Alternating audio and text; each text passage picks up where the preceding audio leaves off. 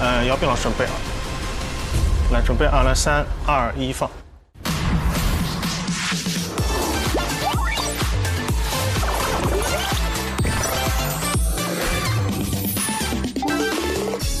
好，来了，来了。观众朋友们，大家好，我是笑容暖暖的佳宁。大家好，我是活力满满的雨佳。这里是东方新娱乐。东方新娱乐，都市文娱风向标，每周一至周五17点和您见面。大家别忘了扫描屏幕下方的2维码，加入东方新娱乐俱乐部，来和我们一起玩吧！还有超多的小福利会给大家送出哦。属于你的快乐主场已经开启，现在加入东方新娱乐俱乐部，不仅能和大家继续畅玩，还能解锁专属小福利，千万不要错过哟！千万别错过哦！哇，真的，他俩好适合这个节目啊！而且风格互补，一动一静。哎，雨佳，你对《唐人街探案》印象最深刻的画面是什么呀？哎呀，那必须是张子枫最后那邪魅的一笑，还有那个瘆人的表情和眼神，我到现在还记忆犹新。挺好的，非常稳。没错，哎，确实印象非常深刻啊。最近呢，我又被他彻底征服了。张子枫的悬疑新片《花样少女杀人事件》正在热映。电影讲述了一个花季少女在高压环境下逐渐走向疯狂和偏执。在电影里，她展现出了对眼神的精准切换。面对母亲是期待和讨好，面对对手又是嫉妒与不甘，真的是让人不禁感慨啊。在生活中这么可爱活泼的小女孩，在剧里竟然可以呈现如此反差的一面。没错，他俩是很符合这个娱乐节目调性的。这部电影不仅是他演技的大爆发，更是对于家庭关系、人性善恶的一次深刻探讨。那就在最近的上海国际电影节，张子枫作为最年轻的评委精彩亮相。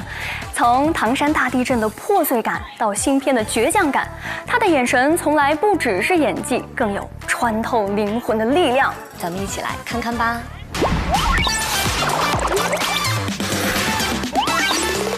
在00后新生代演员中，张子枫是个特别的存在。大家好，我是张子枫。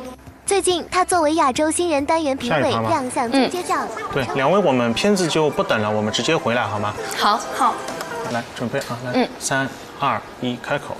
看完张子枫的精彩表现，咱们再来聊聊最近播出的一部硬核的电视剧，叫做《扫毒风暴》。要说这部剧啊，为啥会让人这么上头呢？除了秦昊这样的主角撑场，还有那些配角们的表现，也实在是太让人惊艳了吧？没错，可以说是全员演技炸裂，每个角色都让人过目难忘。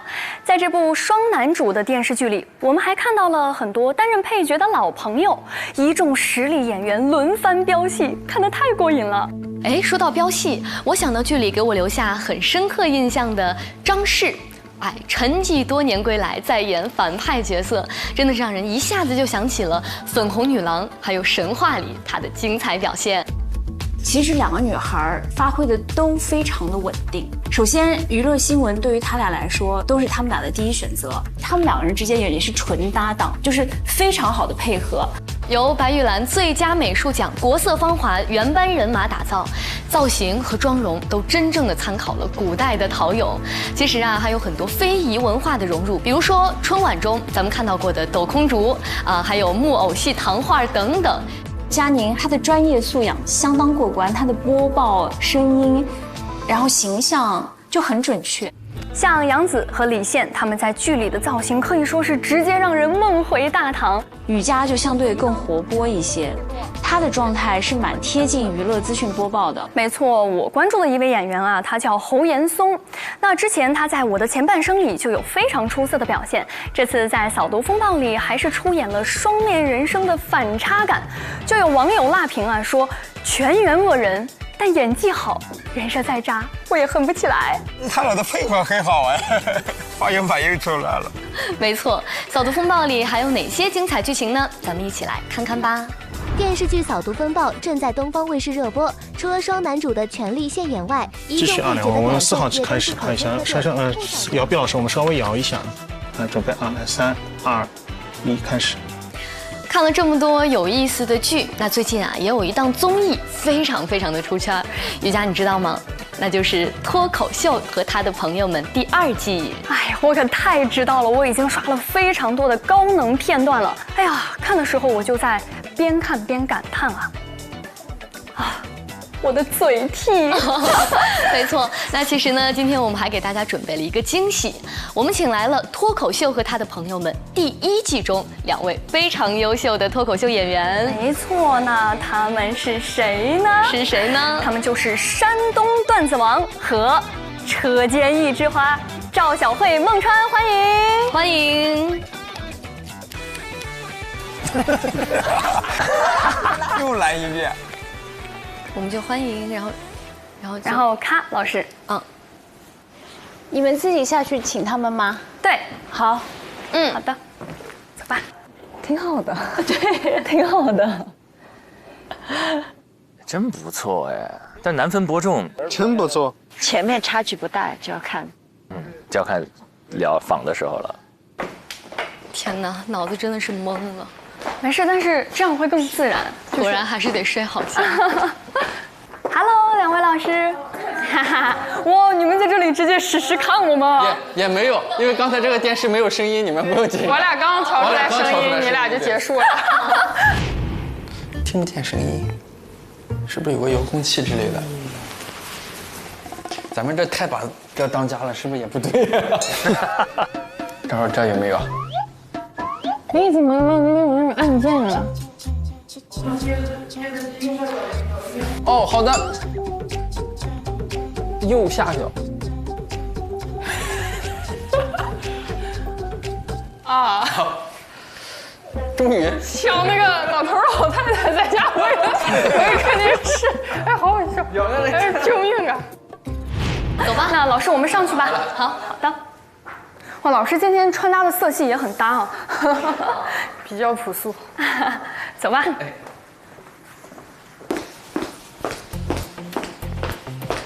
我一听高跟鞋，我都有点小紧张。对，不要紧张，该紧张的是我俩。看你们俩在镜头前表现挺自然的。那我们比如说就以这种坐播的形态，相当于2位主持人，就是我们去访谈的话，有没有什么注意事项？就像晨晨姐之前跟我说的，把这儿当成你自己的家，你是在你家里邀请你的客人来，就是可以不用那么严肃，你们可以想想自己的角色定位，干货了。你们到底是跟受众去分享娱乐资讯的一个信息传播者呢，还是说你是一个邻家女孩，跟别人聊天的感觉？明白。好的，就是主持人他不是高高在上的嘛，他其实也是上网的，也是跟同龄人之间会很有共鸣的，所以有的时候呢，你们看到的一些网上网友很不错的评论啊，也可以有一些共鸣性的表达，当嘴替什么的。明白。专业就是专业。那其实呢，今天我们还给大家准备了一个惊喜，我们请来了《脱口秀和他的朋友们》第1季中2位非常优秀的脱口秀演员。没错，那他们是谁呢？是谁呢？他们就是山东段子王和车间一枝花赵小慧、孟川，欢迎，欢迎。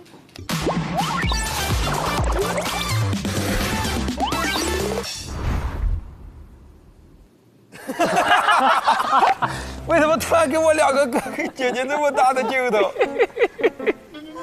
这叫做贴脸开大呀！怎么这么好笑啊？这个镜头看到我们山东段子王的实力了吗？好的，欢迎回来。那刚才呢，其实我们问到老师一个问题啊，就是说最喜欢对方的哪个段子？哎，其实我就很好奇，那2位老师最喜欢自己的哪个段子呢？我喜欢那个中国爬山虎那个。为啥呢？因为那段播的最好，让观众喜欢。对。那小辉老师呢？都挺好，都挺好。确实还可以。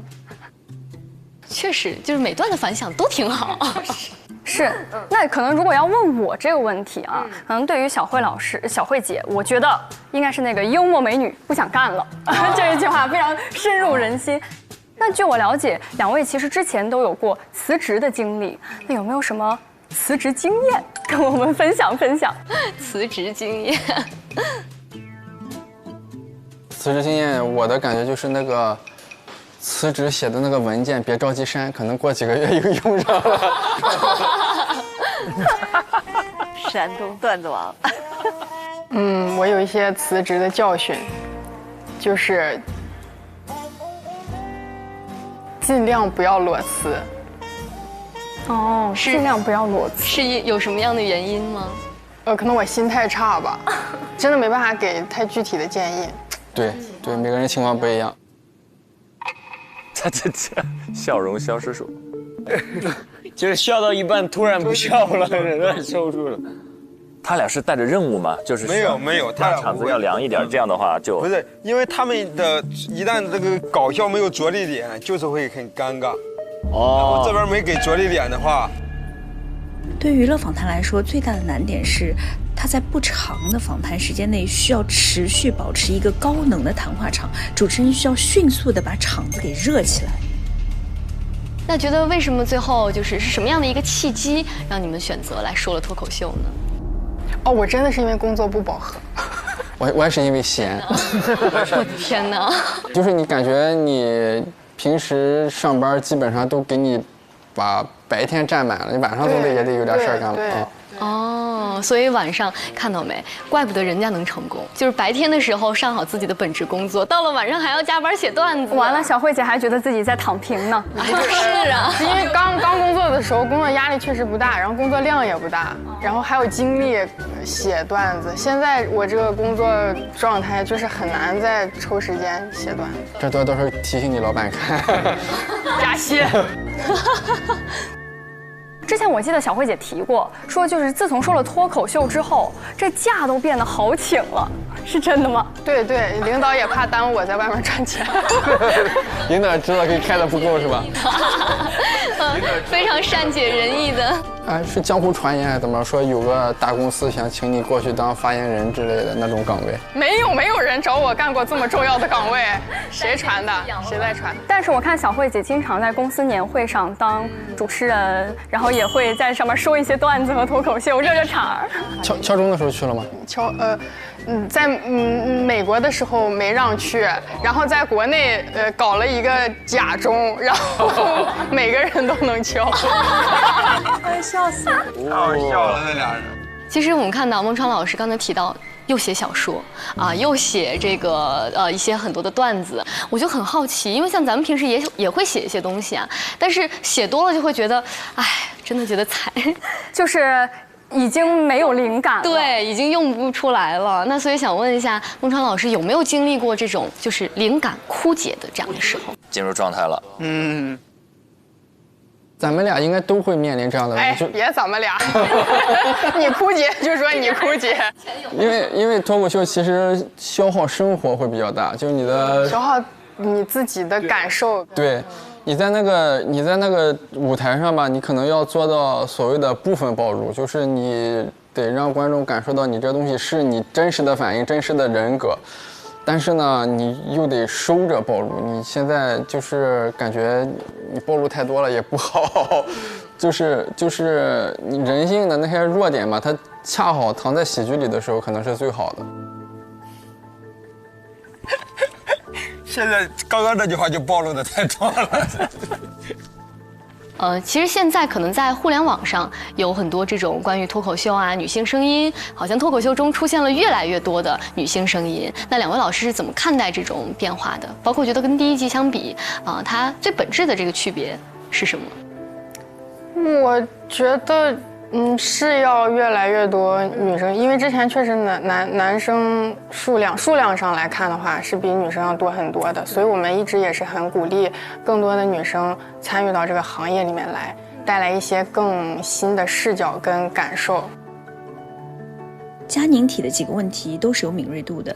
你们会更喜欢哪个题材方面的段子或脱口秀呢？或者说未来想看到这样的段子搬上舞台呢？我都挺喜欢。我今天看节目最大一个感受就是，希望能有更多样的演员进入行业。对。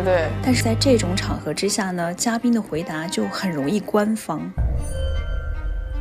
那两位老师上场之前会有紧张吗？到底在哪个地方观众会笑？然后万一他们不笑又会怎么办？会不会有这样子的心理的预设？肯定会有吧。上台之前是，尤其是就是咱们写段子好多都还挺新的段子，他其实那段子心里是没底儿的。是开放麦。这种情况下，应该想办法去挖嘉宾的故事，而不是观点。对。现在要看雨佳有一阵儿没说话了。对，我们也看到像孟老师把很多的可能和自己家庭啊、和女儿相处的日常啊，包括和妻子的很多日常，都搬入到这个脱口秀的段子里。那你觉得就是讲了这些之后，对自己的生活有没有什么发生了什么样的改变？有没有什么影响？就比如女儿知道你把它写到段子里了吗？好。哎呀，这个别提了，因为那个女儿的幼儿园园长，是你粉丝。是准确说是脱口秀粉丝，但是前2天我女儿那个幼儿园毕业演出非让我去，这个很难拒绝，这很难拒绝，很难拒绝，但是也很难演，你知道那种场合。对，我知道这个故事。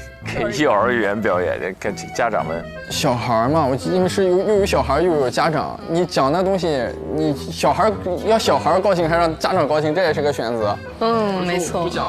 我就说我不讲脱口秀了，然后他说那你随便选一个，我就跟我女儿就是一块唱了个歌，然后就是我给她伴奏，但是呢就是那个，怎么说呢？怎么说？有什么难拉下了浓墨重彩的一头。家长代表发言又让我上去了。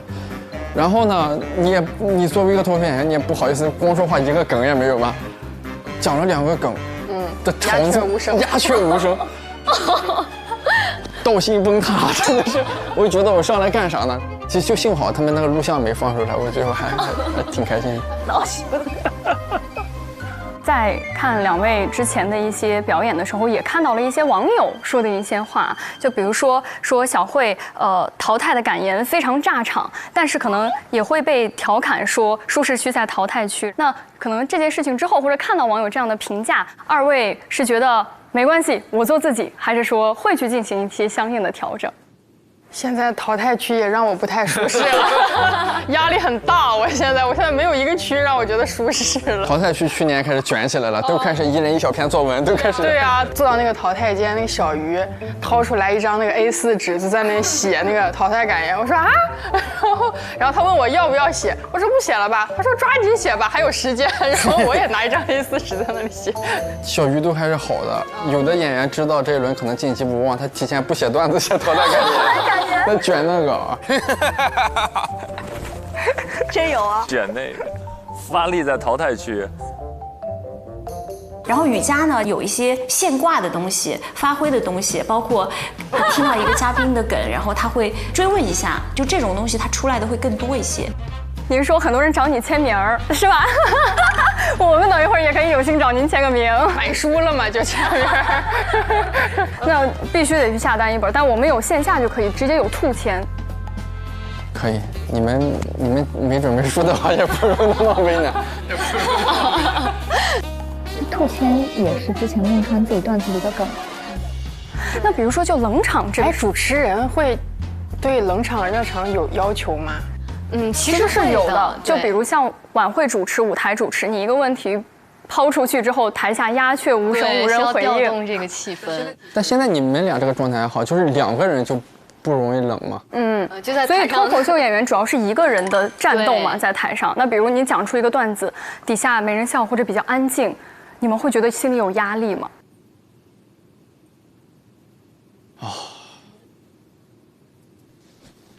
我都想长舒一口气。在舞台上有没有经历过这样的时刻？有，经常。有。现在好了，以前那个录制的时候，第1轮号称喜剧地狱，要录到深夜。